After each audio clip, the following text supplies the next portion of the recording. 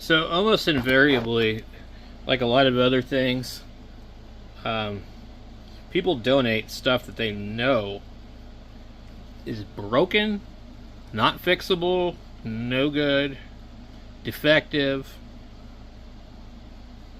and I mean, I guess you could say some people might just be too stupid to know if something's bad or not. But there's a lot of stuff that gets donated to thrift stores and stuff. It's like people's place to like offload their junk, and it's like a garbage dump. It's great. It's great for the thrift store that gets all this crap for free, and they get to make a bunch of money off of all this free stuff, and then they don't spend too much money getting rid of everything else. Um, the pack on here, it looks like it's still testing, but it's probably no good because it's been testing for a minute, and it might be able to jumpstart the pack by putting some voltage on it. So I think when it's defective, it pulsates and stuff, but I'm not going to leave it sitting on here. What I'll do is I'm going to come over here to my bench supply and put some voltage on it after I test it and see if it has voltage. So let's do that. Okay. The fluke meter, which I left on again. Thank God it turns itself off. Okay. So you can't really see the meter, but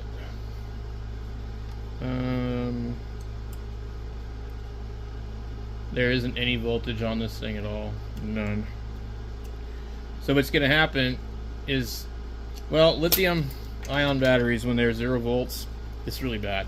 So the only thing we can really do to this battery pack is probably harvest the cells out of it. So there'll probably be 1 or 2 good cells. So I would start with, like, I don't know. We'll start with 2.5 and see. What we want to see is if it pulls any kind of current. Okay, go up to 6, 7, 8, 9.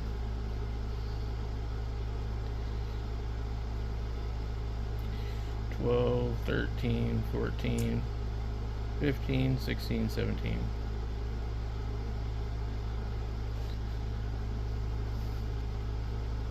So we could wake up the BMS.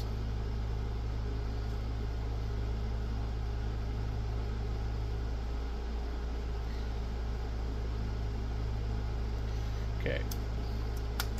Now let's go ahead and put the meter on it now and see if it did anything at all.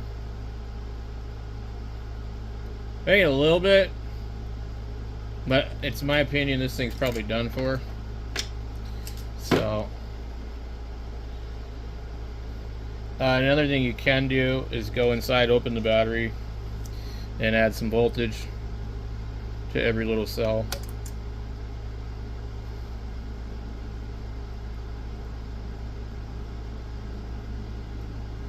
We can go up a little higher. It's not doing anything.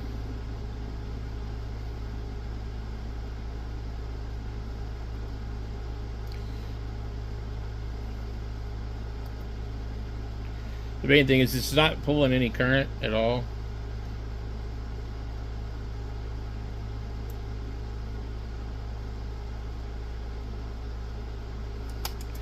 So somebody donated their bad battery.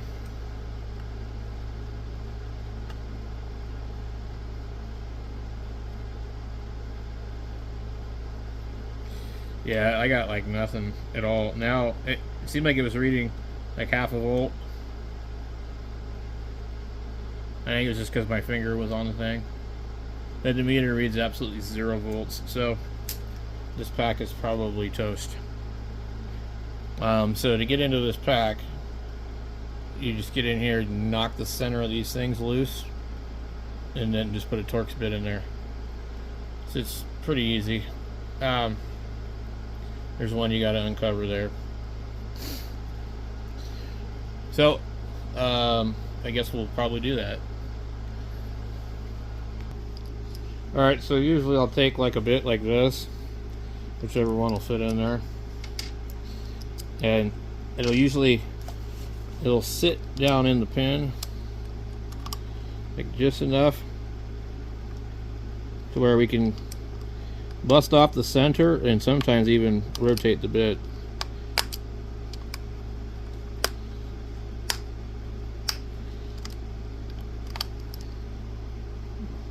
See right there?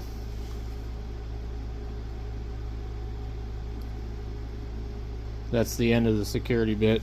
So we do that to all of them.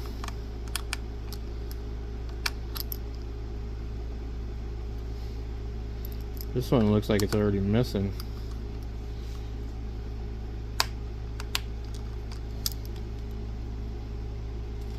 So breaks it off like that every time. It's just this little piece in here.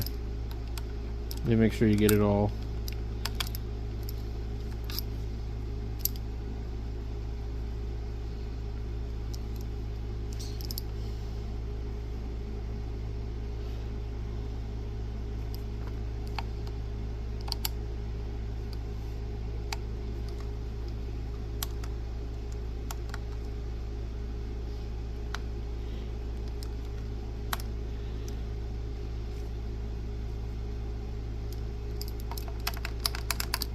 So now I just need to find, sometimes you can even do this. You'd be surprised how many things will fit in here.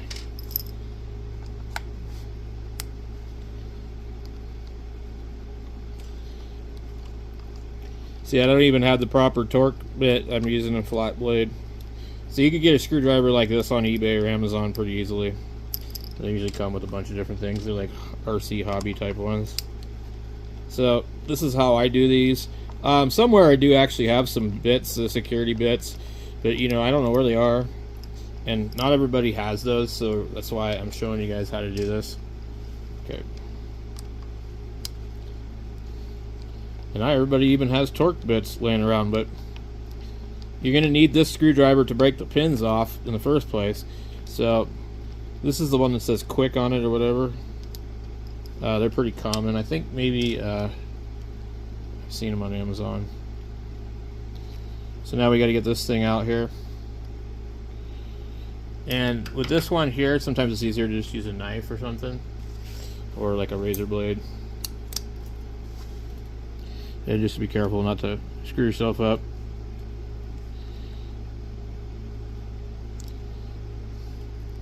See it? It's just a little piece. That's what Ryobi does. They cover one of them. So now, and here, this one still has the pin. I want to show you something. Sometimes, even if it still has the pin, I can get it to work. Not that time though. Okay. So we got to go to the smaller one. So what happens is the smaller one, it sits in the Torx bit along the center pin, and it will either break the screw free or it'll break the pin in the center out.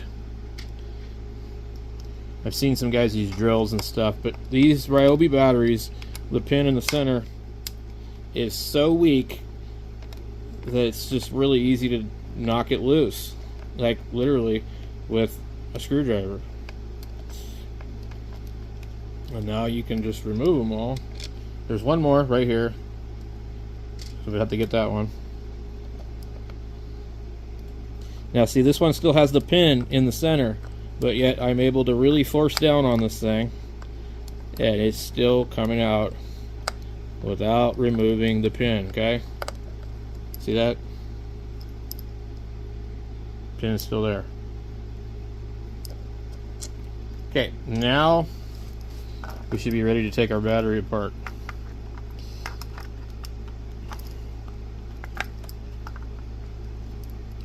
Usually these, I think, have to slide out. It's been a while since I've done one of these.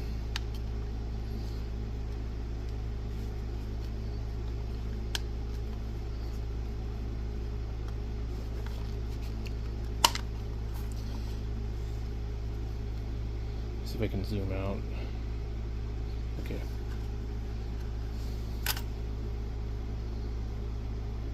Okay. So, right here, see that? You do is take a knife or something like that.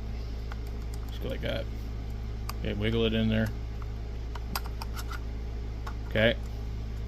And that's going to get that part free. But you got to get that out of there. Unless I've changed the design on some of them.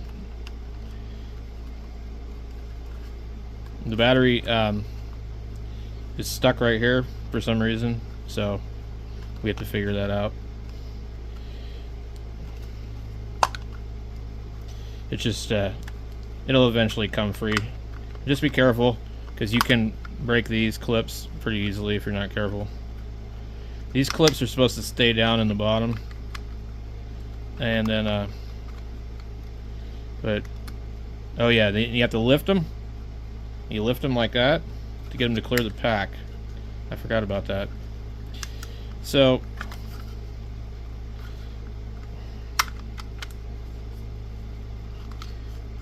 in this case, I think it's just easier just to go ahead and pull it out like that.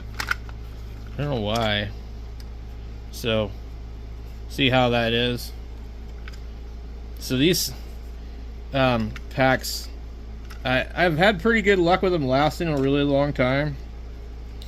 I didn't really buy this battery pack because I needed any of these batteries, but I bought it maybe possibly because if there's any good cells in it, I can take them out and use them in my flashlights and stuff like that.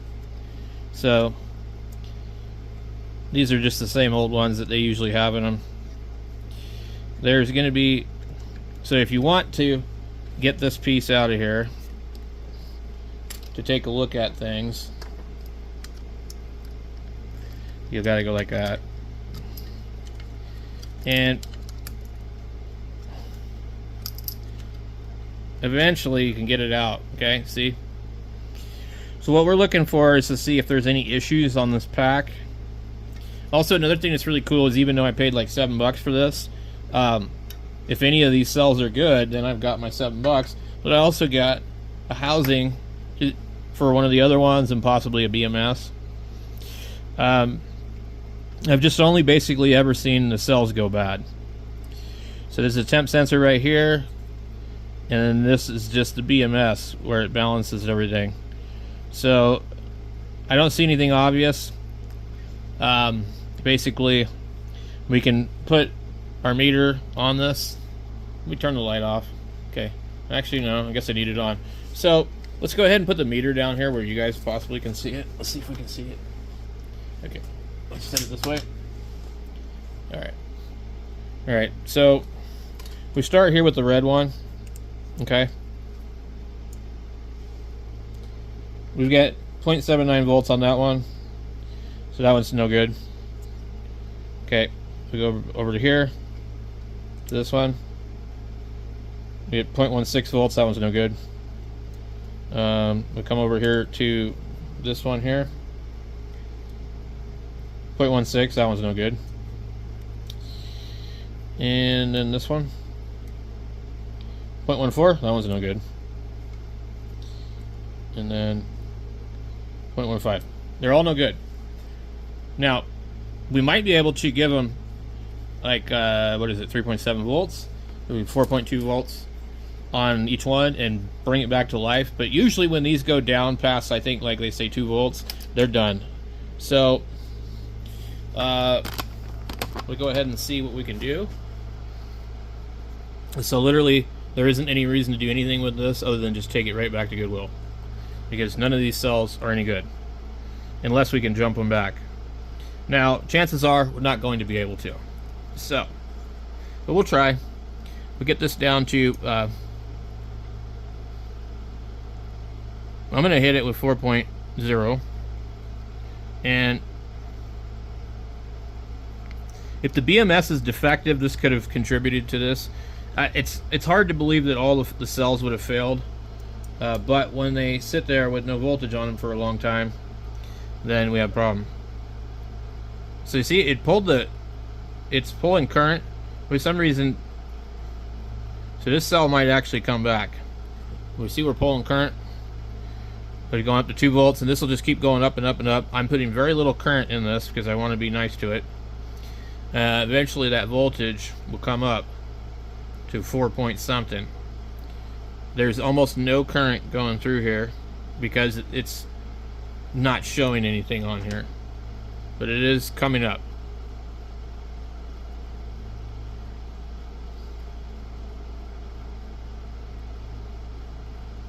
.5. So you see what I'm doing, I'm just holding it on the cell. And if they're gonna come back to life, it won't take too much time really doing this. 2.6. So I've been able to do this a few times, but I don't know what causes this to happen in the first place. Maybe the batteries just sit too long. You know, maybe the person let the battery sit forever and it was dead and they never charged it back up, and they went to go use it and were like, or they just decided to donate it without even checking it. You never know. I mean, it seems like people donate stuff that they know are broken, but you can't assume that's always the case. But usually when these cells are down this low, they're not coming back, usually. And while you're charging, keep your hand on the battery just to check for the temperature to see if it does anything crazy. You do not want one of these blowing up in your face. So we're at 2.8. I think once we get to like 3, I'll give it a rest maybe. I don't know. It's definitely reassuring. So the voltage that's going into the battery is being limited by the current, and so as the current goes down, the voltage will go up. It's Ohm's law. So that's why, if you've ever wondered why these type of things work this way, that's why they work that way. Battery's putting out a little bit of heat, but not a lot. Okay, I want to go over to the next cell here and try it. So we'll see what the next one does.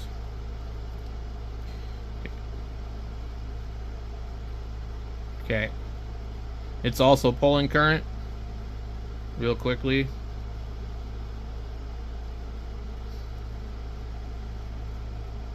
So it's possible this pack might actually come back. This one is coming back a little quicker. So I just got the wire right here.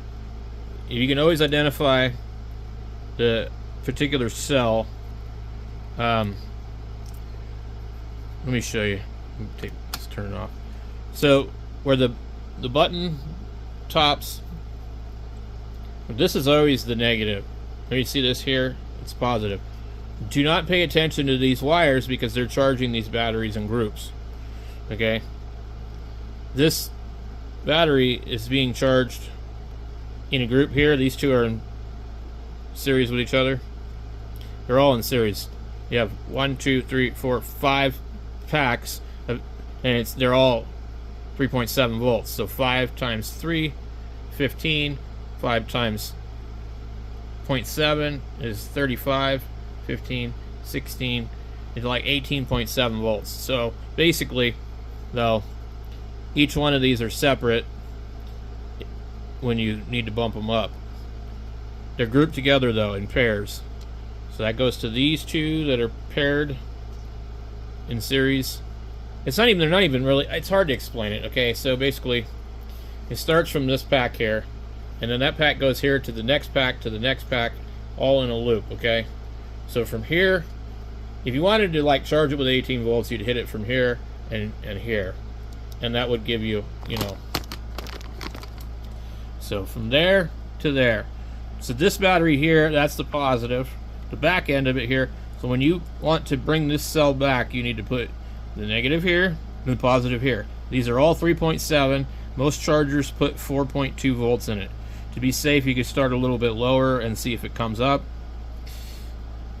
You really need a bench power supply that's adjustable to do this. So this one here has got the wire going to the BMS, to these two.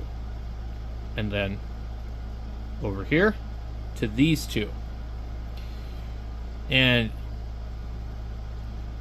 I'm not 100% sure exactly the system they're using, but each battery is not individually balanced, because you have 1, 2, 3, 4 wires, but you have 5 batteries.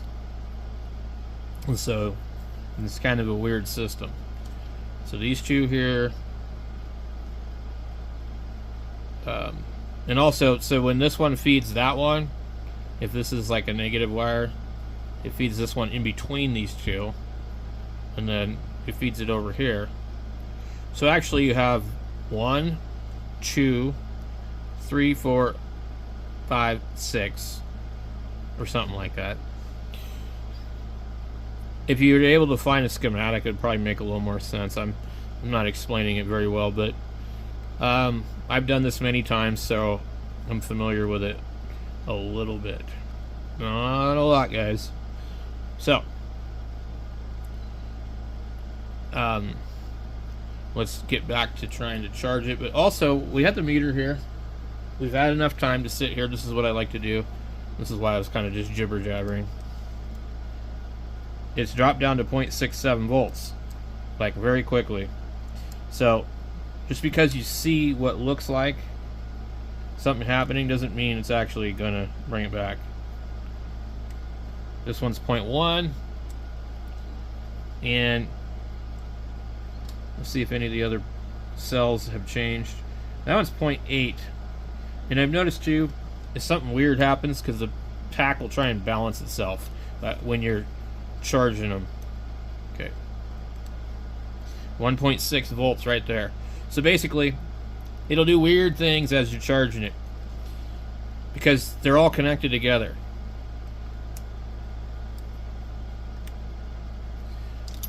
Anyway, let's continue on with doing this part. And I want to come back over here. Well, I'm trying to remember where I started at. Let's go to the cell number 3. With 3.9 volts.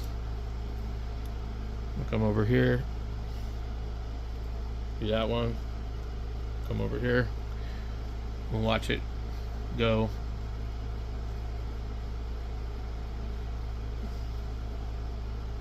Let me see if I can zoom this thing out. You can see what I'm doing.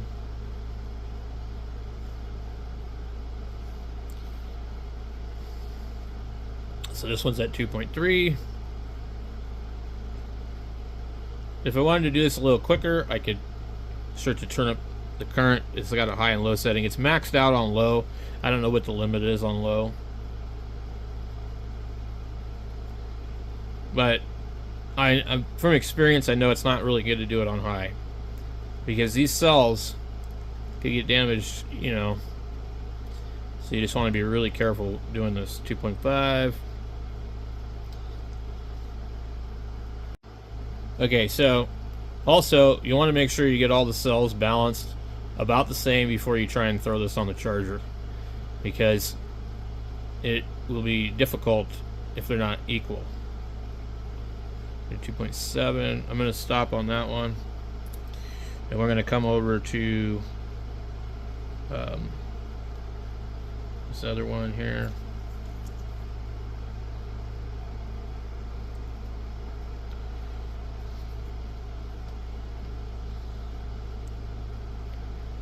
One 1.4, 5, 6, 7, 8. As I go through the cells, they're all going to come up faster because they have all the other ones in line with them. So usually you don't get this lucky. I'm just telling you guys right now.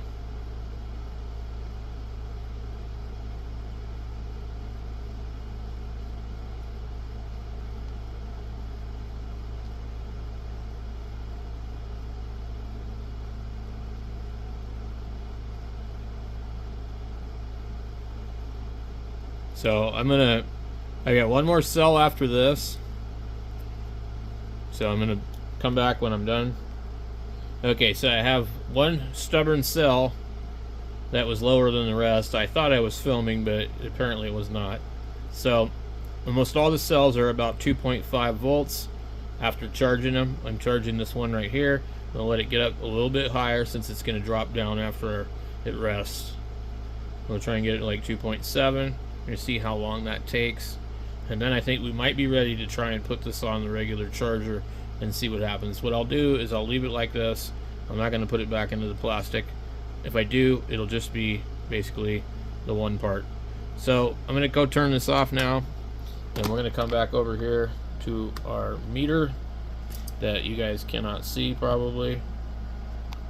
Okay. You say the meter's right here. I need to test this particular cell. It dropped to 2.0, so that's not really helping us. 1.9. Okay, that cell is dropping pretty quickly. 1.5. Okay. 1.4. 1.3. 2.6. We got one that's better than all the rest. And what I want to try and do is I'm going to come over to the other charger. Okay, so geez, I don't remember what's what. So I'm going to need to probably put this back in the plastic real quick.